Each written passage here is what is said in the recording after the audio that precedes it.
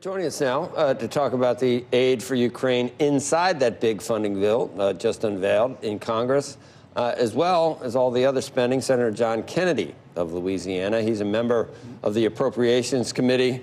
Senator, not all Republicans are created equal here. This is going to probably pass, isn't it? Even though it could be done next year. And some Republicans would like to do it that way. What's going to happen? I think Senator McConnell has his votes. Since the 1950s, Joe, we've had about 10 periods of disinflation in America.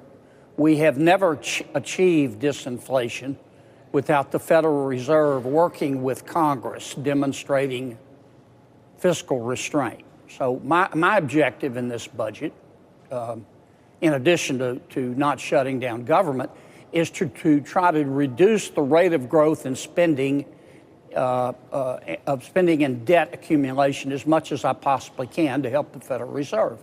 I've been given two choices. Door number one is the current budget proposal. It's put together by Senator McConnell, Senator Schumer, Speaker Pelosi. It's about 133%. No, strike that. It's about a 33% increase over pre-pandemic spending. The three people who put it together say it's the best they can do. But there's a door number two. Door number two is to wait for a Republican House of Representatives and allow the House Republicans to put together a bill as a starting point. Now, you don't, basically that would substitute McCarthy for Pelosi in terms of putting together a budget bill. You don't have to be a senior at Caltech to figure out if your objective is fiscal restraint. You're better off with McCarthy than Pelosi. But a lot of senators have argued that, well, the House will never put together a budget. We look at it over there. I'm not saying I agree with this, but they said we look at the House right now, the House Republicans, it looks like a ferret fire drill. They can't even elect a speaker. They'll never put together a budget. We need to go with the budget that McConnell and Schumer and Pelosi put together. To me, that's a very cynical point of view. I'm going to vote to wait and give the House Republicans a crack at it. And of course, there are a lot of, I'm sorry, go ahead. No, I was just going to say that, no punches pulled. I guess you might expect it from the Wall Street Journal, but the ugliest omnibus bill ever. The Republicans are pointing to the defense bill, or what's in there as far as defense, and they like that, and the discretionary is down, but there's even arguments about that. Do we know what's in the bill? It's 4,200 pages, give or take. Is this another instance of we'll find out after we pass it? That's no way to do things. How does it keep happening? Yes, we don't know what's in it, and yes, we'll have to find out later. My staff we are going through it right now, but it's 4,000 pages. There was reporting last night, for example, that the bill contains, I think, $400 million to help Jordan, the country of Jordan, secure its border. One could marshal a pretty persuasive argument that that's a pretty dumb thing to do. But look, I have colleagues on the Republican side as well as the Democratic side of the Senate that they don't think the spending makes any difference in terms of inflation. It makes them rapturously happy to spend money. If they ran out of money, they'd be happy to slap a second mortgage or a reverse mortgage on Alaska and keep spending. They think that the fiscal side has nothing to do with inflation, and I just don't agree with them. I think to put out this fire of inflation, we're going to have to attack it on the monetary side, which Mr. Powell is doing a pretty good job of it, causing pain, but that's his job. And we're going to have to reduce the rate of growth of spending and debt accumulation by Congress. But I think I'm in a minority on that.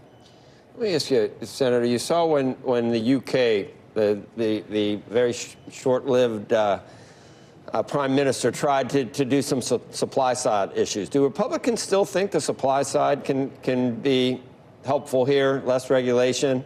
There's probably no stomach for cutting taxes anywhere. Everybody wants to raise taxes on corporations. But if you add to, it's not spending, but it adds to the deficit, theoretically, when you cut taxes. Should we still be doing those things, or what do we just shouldn't do anything? No spending and raise taxes? No, I think we need to look at the supply side. You have to be reasonable about it. What happened in the UK is not demonstrative, in my opinion, of supply side economics. They never gave their new prime minister a chance, and the establishment, particularly the financial establishment, the Federal Reserve in the UK, sort of torpedoed her plans. I'm not saying they would have worked, but the point is we'll never know. We do need to look at the supply side, particularly if we're headed into a deeper recession. We need to look at curbing regulation. We need to look at selectively extending some of the provisions of the Tax Cuts and Jobs Act of 2017. But in doing that, I don't want to mislead your viewers, Joe. We're swimming upstream, because I would say, I don't want to be too critical, but we have a lot of big government Republicans, and we have a lot of Ritz-Carlton Democrats in this Congress. And most of them don't believe that the spending makes any difference in terms of America's economy and our attempt to reduce inflation. Now, I don't agree with them.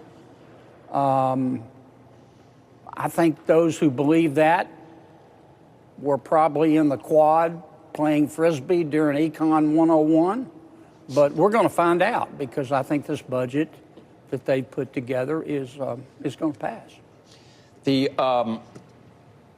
So you can actually point to the last 2 years, let's say, where before the Fed, when the Fed thought inflation was transitory, they kind of enabled all the fiscal spending. Is it fair to say that they were kind of partners in crime with Congress in terms of enabling? Because you got to keep rates low if you're going to service the debt. But that comes home to roost, and I don't know, what does that do as far as crowding out in terms of future growth over the next 3, 4, 5 years when we have $31 trillion with interest rates going up? I mean, now it's coming home to roost. Well, it's true that we had there for a while a team transitory inflation.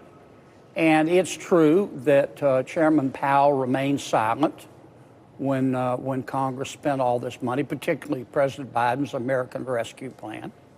I understand the position Chairman Powell was in. He was up for reappointment.